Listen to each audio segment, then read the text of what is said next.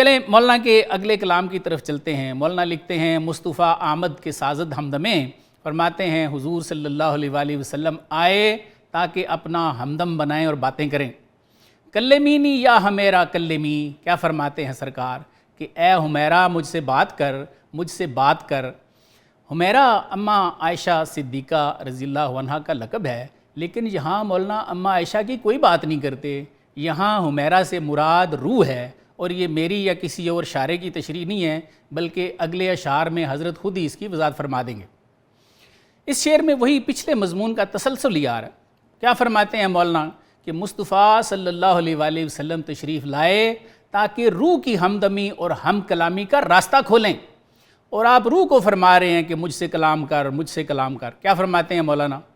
اے حمیرہ آتش اندر نے تو نال، کہ اے روح پاک مجھے اور بے اقرار کر دے، تا از نالے تو شود ای کوہ لال، تاکہ تیری اس بے قراری کی وجہ سے میرا جسم کا یہ جو پہاڑ ہے یہ سراپا ہی لال بن جائے۔ آگے فرماتے ہیں ای حمیرہ لفظ تانیث است و جاں، فرماتے ہیں کہ یہ حمیرہ روح کو کہتے ہیں اور یہ مؤنث ہے، نام تانیثش نہند ای تازیاں، فرماتے ہیں عربی لوگ اسے مؤنث کہتے ہیں۔ آگے فرماتے ہیں از مؤنث و مذکر برترست، فرماتے ہیں کہ یہ حمیرہ یا روح مذکر مؤنث سے بالاتر چیز ہے۔ ای نہ آ جانست کہ از خشک و ترست، فرماتے ہیں یہ وہ روح نہیں ہے جو خشک و تر غذا کھانے سے پیدا ہوتی ہے۔ کیا فرماتے ہیں جاں کمال است و ندائے او کمال، مولانا فرماتے ہیں بھئی روح کمال کی چیز ہے اور اس کی آواز بھی بڑے کمال کی شے ہے۔ مصطفیٰ گویاں رہنا یا بلال، فرماتے ہیں حضور صلی اللہ علیہ وآلہ وسلم فرماتے کہ اے بلال اذان سے ہمیں راحت پہنچاؤ۔ بظاہر تو اس سے سرکار کا اذان پڑھانا مقصود تھا، لیکن مولانا فرمانا چاہ رہے ہیں کہ حضور صلی اللہ علیہ وآلہ وسلم محبوب حقیقی کا نام بھی ایک ایسے عارف باللہ کی زبان سے سن کے لذت پاتے جو سراپا ہی روح بن چکا تھا۔ حضرت بلال کی بات ہو رہی ہے اور اس کی آواز گویا روح کی آواز تھی۔ کیا فرماتے ہیں اے بلال افراز بانگ سلسلت، یعنی سرکار فرماتے کہ اے بلال اپنی خوشگوار آواز کو بلند کرو، زاں دمے کہ آندم دمی دم در دلت، کس فیض والی آواز جو میں نے تیرے دل میں پھونکا ہوا ہے۔ زاں دمے کہ آدم ازو مدہوش شد، کیا فرمایا کہ اے بلال وہ آواز نکالو جس سے آدم علیہ السلام بے ہوش ہو گئے تھے، بڑے خاص کلام ہے، ہوش اہل آسمان بے ہوش شد، اور فرماتے ہیں جس سے اہل آسمان کے ہوش بھی بے ہوش ہو گئے تھے۔ مصطفیٰ بے ہوش شد ازاں خوب صوت، اور فرماتے ہیں کہ وہ آواز نکالو جس کو سن کے ہم بھی بے ہوش ہو گئے تھے۔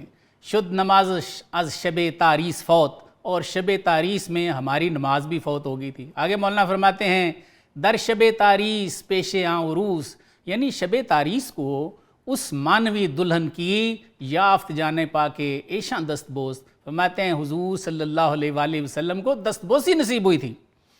تاریس سے مراد رات کا قیام کرنا ہے۔ اس شعر میں اس حدیث شریف کی طرف تلمیح ہے جو معتبر کتب احادیث میں کم از کم 10 اصحاب سے مروی ہے۔ صحابہ نے بیان فرمایا ہے کہ ایک روز ہم صبح کی نماز کے لیے مسجد نبوی میں حاضر ہوئے، سرکار دیر سے تشریف لائے، سورج طلوع ہونے والا تھا۔ آپ نے نماز پڑھائی، پھر صحابہ سے فرمایا کہ بھئی جانتے ہو آج دیر کیوں ہوئی؟ سب نے کہا کہ اللہ اور اس کا رسول بہتر جانتے ہیں، جس پر آپ صلی اللہ علیہ وآلہ وسلم نے وہ مشہور و معروف کلام فرمایا، عن ابن عباس قال رسول اللہ صلی اللہ علیہ وسلم آتانی اللیلۃ ربی تبارک و تعالی فی احسن سورہ، یعنی حضرت عبداللہ بن عباس سے روایت ہے، وہ کیا فرماتے ہیں کہ حضور صلی اللہ علیہ وآلہ وسلم نے ارشاد فرمایا کہ میرا بزرگ و برتر رب بہترین صورت میں میرے پاس آیا۔ آخری کلام جہاں ہم جیسوں کے لیے ایمان افروز ہیں، وہاں عشاق کے لیے تو وجد آفری ہے۔ کیا فرماتے ہیں مولانا آ نمک کہ ازو محمد املا است، فرماتے ہیں وہ نمکین باطنی نعمت جس سے حضور صلی اللہ علیہ وآلہ وسلم نمکین ہیں، زاں حدیث با نمک او افساست، اور جس نمکین نعمت کی وجہ سے آپ سارے زمانے سے زیادہ فصیح و بلیغ ہیں، یہ سرکار کی نعمت شرح صدر کی طرف اشارہ ہے۔ مولانا فرماتے ہیں کہ آ نمک باقی است از میراث او، فرماتے ہیں سرکار کی میراث سے وہ نمکین نعمت اب بھی باقی ہے۔ بات و اند آ وارثاں او بجو، فرماتے ہیں کہ اس نعمت کے وارث تیرے زمانے میں موجود ہیں، انہیں تلاش کر۔ پیش تو شستہ ترا خود پیش کو، فرماتے ہیں کہ نبی صلی اللہ علیہ وآلہ وسلم کی نعمت کے وارث تیرے زمانے میں تیرے سامنے بیٹھے ہیں، لیکن تو خود کو سرکار کی ان وارثان نعمت کے سامنے پیش کرنے والا کہاں ہے؟ پیش ہستت جانے پیش اندیش کو، فرماتے ہیں وہ تو تیرے سامنے ہیں، لیکن مرنے سے پہلے یہ سوچنے والی عقل تیرے پاس کہاں ہے؟ ان 3 اشعار میں 2 باتیں بڑی سمجھنے والی ہیں۔ ایک یہ کہ مولانا فرما رہے ہیں کہ وہ نمکین باطنی نعمت شرح صدر جو حضور صلی اللہ علیہ وآلہ وسلم کو عطا ہوئی، جسے قرآن نے فرمایا الم نشرح لک صدرک، یعنی اے محبوب کیا ہم نے آپ کی شرح صدر نہیں فرمائی؟ مولانا فرماتے ہیں کہ وہ نعمت اب بھی باقی ہے۔ سورہ انعام کی آیت 125 اعلان کر رہی ہے کہ اللہ فرماتے ہیں کہ ہم جسے ہدایت دینا چاہتے ہیں اس کی شرح صدر فرماتے ہیں۔ تو کیا حضور صلی اللہ علیہ وآلہ وسلم کے بعد اب آپ کی امت میں اللہ تعالیٰ کسی کو ہدایت نہیں دینا چاہتے؟ ضرور دینا چاہتے ہیں، اور قرآن میں یہ بھی ہے کہ ہدایت ان لوگوں کے لیے ہے جو طلب کرتے ہیں۔ یقیناً ہدایت طلب کرنے والے بھی موجود ہیں اور ہدایت ہے بھی، اس لیے مولانا فرماتے ہیں کہ وارثان نعمت مصطفیٰ صلی اللہ علیہ وآلہ وسلم تیرے دور میں موجود ہے۔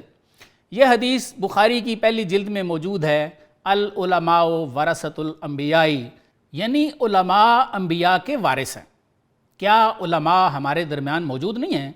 لیکن بقول مولانا اس میں ایک خاص بات ذہن میں رکھنے والی ہے کہ حدیث شریف میں لفظ تو علماء کا ہی لکھا ہوا ہے، لیکن مولانا فرماتے ہیں کہ یہ ظاہری علم تو کوئی بھی پڑھ سکتا ہے، حتیٰ کہ فرماتے ہیں کافر اور منافق بھی پڑھ سکتے ہیں۔